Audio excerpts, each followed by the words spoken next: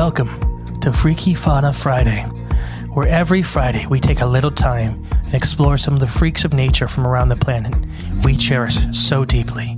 So please, jump aboard and let's explore the wilds together. Nice.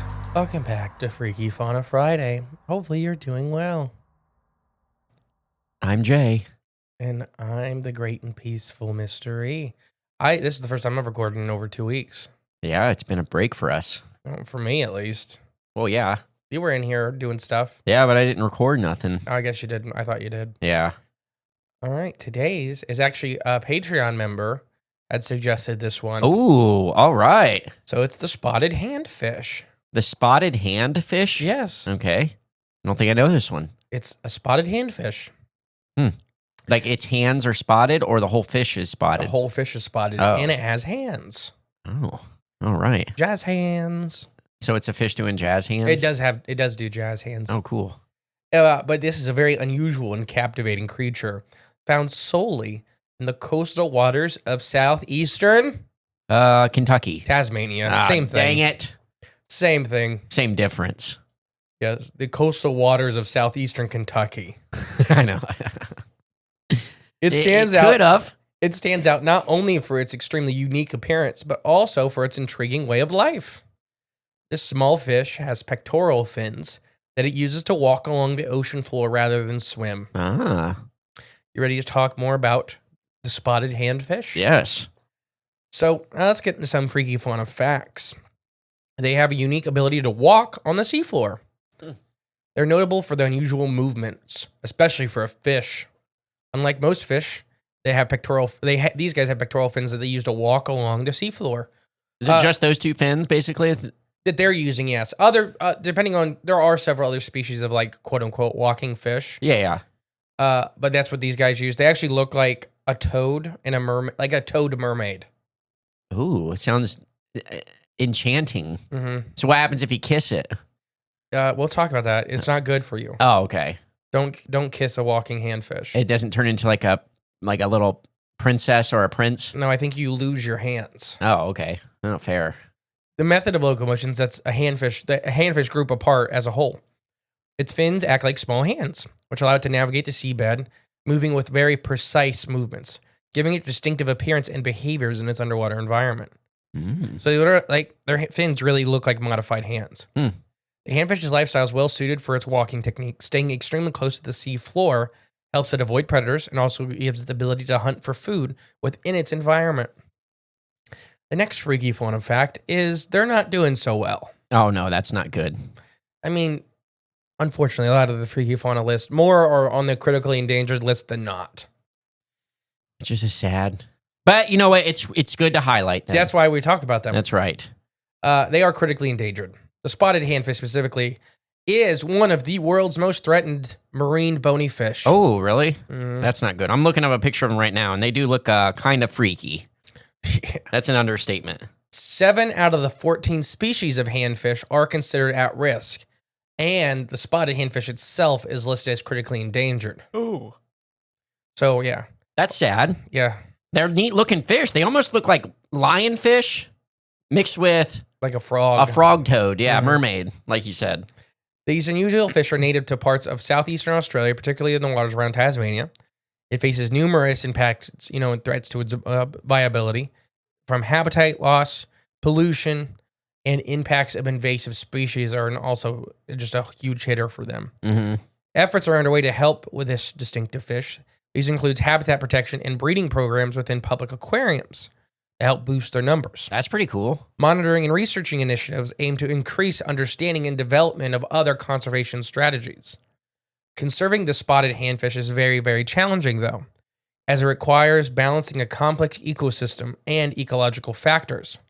Scientists and conservationists are collaborating to ensure that these fascinating creatures continue to survive in their natural habitat to the best of our abilities. I hope they make it. I hope they make it. Yeah, these are neat little guys. So the oceans around, next little freaky fun fact, is they're native to Tasmania's waters. The oceans around Tasmania host a myriad of unusual and endemic species. Ooh, okay. What does endemic mean? It means it's only, or Endemic? Yeah, Um, you were right. I mean, it's only found in that area? Yeah. Okay. Only found there, whether it's you're talking about a state or a river or Right. it That can be anything. region. Yeah, region. So the coastal waters around Tasmania have tons of endemic life. So it means okay. it's only found there. Right. While Or- handfish are found across Australia and other parts of the world, the spotted handfish specifically, which is kind of like the poster child, yeah, is only found in Tasmanian waters. that's pretty interesting. They're extremely rare species, only found in the waters around Tasmania. They have adapted to the special way of movement, like we've already talked about. They inhabit very shallow coastal waters. They're usually found in sandy or silty environments. These habitats provide them with cover and food sources they need to survive. Like I already said, they're critically endangered due to mass amounts of habitat loss along with other human activities. Efforts are underway to help protect these guys in these specific areas. They only spawn once a year. Oh, wow. So some coastal fish spawn many times a year. These guys only spawn once a year. Their whole family has a unique spawning cycle. They lay eggs annually, requiring specific habitats for this process. They prefer environments including regions with distinctive features that support their breeding needs. Each year, female spotted handfish carefully lay eggs on the seafloor. They often choose areas with enough protection, such as spaces around stalked acescents and artificial spawning habitats. Okay. So these like pillars of rock in the ocean. Gotcha. These structures provide stable environments for their eggs to develop safely. During the spawning season, they are notably active in these habitats. Researchers observe behavior changes in these fish preparing for reproduction. Egg masses are usually laid near the chosen substrate, and the females take care and protect them. The number of eggs and the process can vary, but sighting measurement of egg mass indicates spawning events. Monitoring these events helps conservation efforts, as it provides insight to the breeding patterns and the population health. Understanding their annual cycle is crucial in protecting these guys and having habitat management. So there's a lot of oceanic fish specifically that this is a huge factor is breeding grounds. Okay. So for example, you have species like tuna, giant bluefin tuna, 2,000-3,000 pounds. Big, if they were powerful healthy. fish. They need these oceanic, basically towers to spawn on. Okay. So just because they may have a massive territory and they're open ocean fish, they don't spend any part of their time in shallow waters purposely. Just to spawn? And they go to like these sea mounds, is what they're considered to spawn. Okay. So like deep sea dredging knocks a lot of these things over. Oh, like levels them pretty much. Yeah, levels them. So you can be affecting species that live nowhere near that area. Mm-hmm. I mean, some, you're talking about tuna, thousands of miles away most of the year. It's where they're traveling around normally. Yeah. Yeah. And then they come here to breed and it's gone. So that's kind of the handfish is another poster child for that. Okay. Is that just because they live normally in 4 feet of water or less, they go into the deeper waters and spawn on these basically pillars. Gotcha. So when these pillars are gone, you're affecting coastal fish as well. And if they only spawn once a year, I mean It's hard to rebound. yeah. If you're wiping out that, I guess that moment for them. Which these guys aren't very big. So that may sound like, well, they spawn once a year, everything spawns once a year. Now, a lot of larger fish only spawn once a year. Yeah. A lot of smaller fish spawn 3, 4, 5 times a season. It's always laying eggs. I mean, depending on which species you're talking about, we have things here called redfin shiners in our little creeks around here. They spawn every week. Like all the time, yeah. Through the summer. You can't get rid of them. Once it gets like 60 degrees, I put them in a bucket to use them as bait, and they're spawning on the nets. Like as they're in a bait bucket. They do not care. Yeah. So for little fish, it's very rare to have them spawning once a year, and it's probably to do with either food availability for their offspring, water temperatures, or even them having to make this journey out there with not being very good swimmers and being very, very vulnerable to predators during this time. Yeah. Number 5, their hands.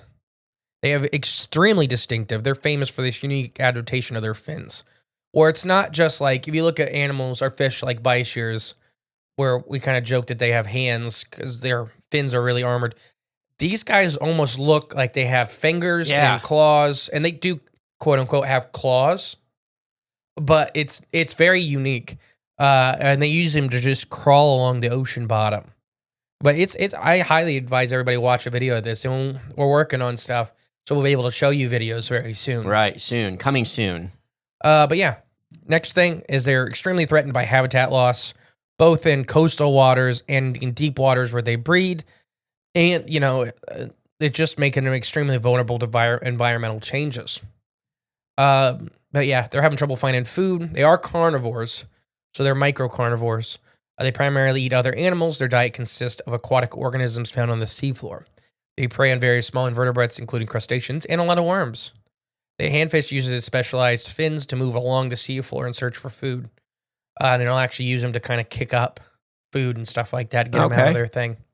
But yeah, so far, any questions about handfish? No, not really. They're really neat and unique. They are very, very patient hunters. Oh, okay. So if they see what they think is like a shrimp tunnel or, worm tube or whatever, They'll just wait. well, no, they crawl up and they move very slowly to get closer and closer. And a lot of people compare them to like big cats. I was going to say that, yeah. That when they're stalking prey. Nice. And they can spend a lot of time stalking prey. That'd be a really cool time-lapse video. Now, there is a couple videos of them where you can watch them speed up. They were first filmed in 1996. Oh, wow. Which for some of us sounds like a while ago. I was 1. That was 6, depending on the time of the year. With some of the marine exploration and stuff like that, even Sir David Attenborough was filming stuff, in the early, I believe, the 50s and the 60s, filming fish off of coral reefs in Australia. Yeah. So these guys were hidden for a long time. It's the spotting. It's the pattern. It was a significant movement for marine biologists and conservationists. Seeing a spotted handfish for the first time in its natural habitat allowed researchers to gain new insights into its lifestyles and the challenges that this creature has. Before this, much of what was known came from limited observations in aquariums and dead specimens. Filming the handfish allowed us to better understand its needs and its environment. Rare footage helps raise awareness of the species as well, inspiring further research and conservation efforts into protecting their extremely declining population. So it was a big deal. They were very overlooked, even though they're very pretty. Yeah. But they were very, very overlooked for a long period of time. They're very small. They only get up to about 15 centimeters long. Oh, I didn't know they were that small. They're very small, the spotted handfish. Well, the picture is there's no scale. Yeah. Look up pictures of them with their eggs. And remember, their eggs are like the size of sprinkles. Oh, okay. So they got to be very tiny. Yeah. All right. And because the eggs look very big to them. Oh, wow. Okay. They're not very big. So 15 centimeters would be what? 6.5 inches, 7 inches, something like that. I have no idea. It's like 2.5 centimeters roughly to 1 inch-ish. I couldn't tell you. I don't know my metric standard scale. I just know it's because it's on the ruler. So I'm going to guess it's around 6 to 7 inches would be like max size. I think I have a scale a ruler that'll show you. But yeah, they're very, very small. So they're very needed for conservation status. They are not quite keystone species. So that means, pillars of the environment. But they are a bridging species. So they're very important towards the bottom of the food chain as a structural piece. So what that means is it's called trophic accumulation or trophic levels.